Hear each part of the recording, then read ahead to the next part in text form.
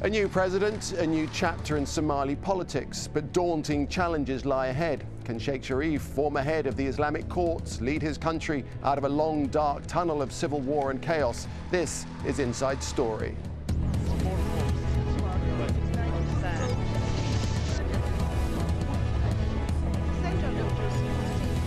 Hello, welcome to the programme. I'm Nick Clark. Piracy, civil unrest and a humanitarian crisis. Somalia's new president has taken office and has a huge task ahead of him.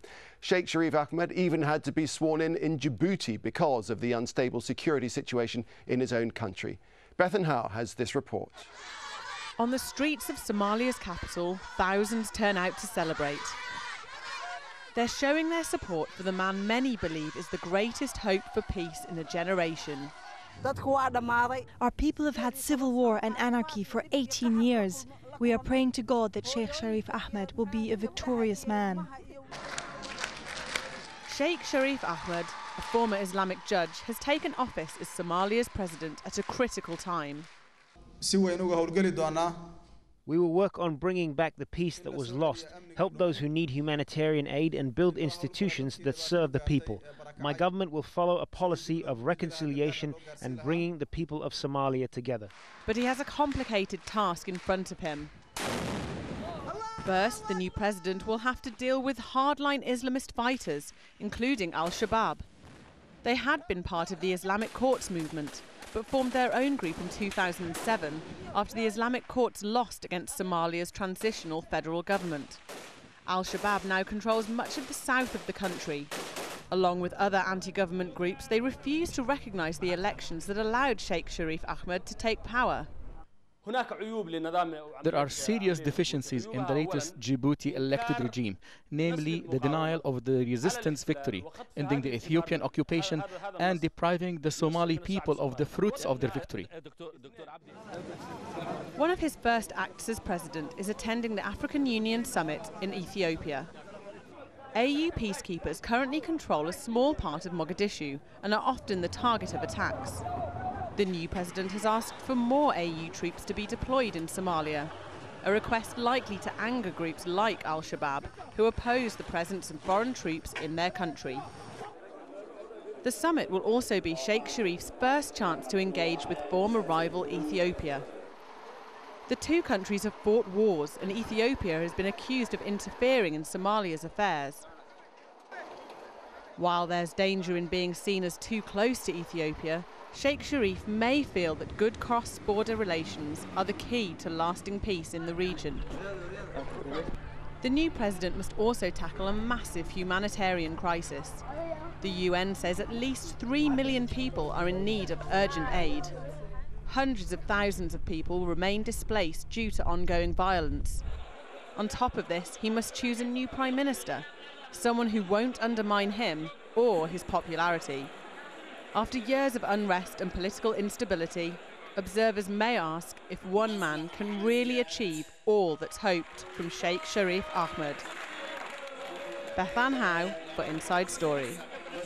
Well, straightforward it is not. Joining us now to try and unravel all of this are our guests in Detroit, Michigan, Dr. Abdi Kuso. He's a professor of sociology at Oakland University.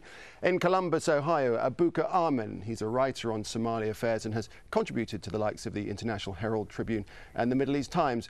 And finally, in Oslo, we welcome Stig Hansen. He's author of the forthcoming book, Borders of Islam, and he's a senior researcher at the International Department of the Norwegian Institute for City and Regional Research. Gentlemen, all welcome. Now, Dr. Abdi Kuso, if I could start with you, there are notes of optimism in the air, but what an in-tray this guy's got. Famine, poverty, abject lawlessness.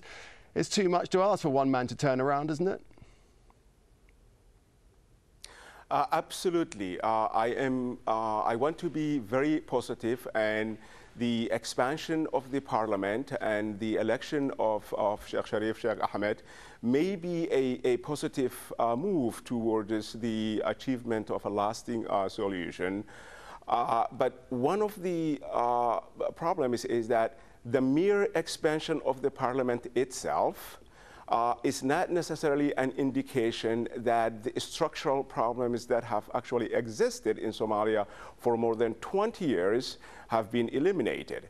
I want to point out one thing. The assumption here is that one is the parliament is expanded, which it did, and the election of Sheikh Sharif Ahmed would actually go back to Somalia and create a permanent seat in Mogadishu. The assumption there is that if the parliament goes back to Mogadishu and at least has the opportunity to establish a parliament there, the assumption is that then if Mogadishu if Mogadishu comes into control of the parliament, at least politically speaking, then the notion is that the rest of Somalia will follow suit. This idea is premised on the notion of the 1960s, 70s, and 80s, which suggests that if the capital city is secure, and in other words, the center of political gravity is the capital city. Okay, now, Dr. Kuso, I just need to jump in there. We need to years, bring in our other guests. Excuse me for doing so. But so what you're saying is that maybe a move to a solution, but in itself it's not enough. Stig Hansen in Oslo, isn't there a danger we're just latching onto what is rather a flimsy, rather empty hope? You know, this guy's not even in the country. He's in Djibouti, such as the danger of the country he's just become president of. The new president has several advantages. He has popular support in some parts of Somalia, which is better than the old TFG actually had at the end. And he has support in the Hiran Valley and large parts of Mogadishu also. And this gives some advantages, but definitively it's big obstacles. It's a lot of the country that's controlled by Al-Shabab. You have two units, Somaliland and also Puntland, who is hesitant towards the new president and the Djibouti process. And you also have some clans who feel that maybe they are not adequately represented in the process. So there are definitively large challenges, but in one sense this is perhaps a better option than the TFG, the old TFG structure that lacked legitimacy in the end. And Abuka Amin in Columbus, Ohio, it's Al-Shabab, which I guess is the first target in a sense. The government that Sheikh Sharif now leads, locked in a battle against these hardline Islamists. It's a battle that he's got to win to make any progress. Well, as my the previous analysts indicated, that the Somali problem is a multifaceted problem.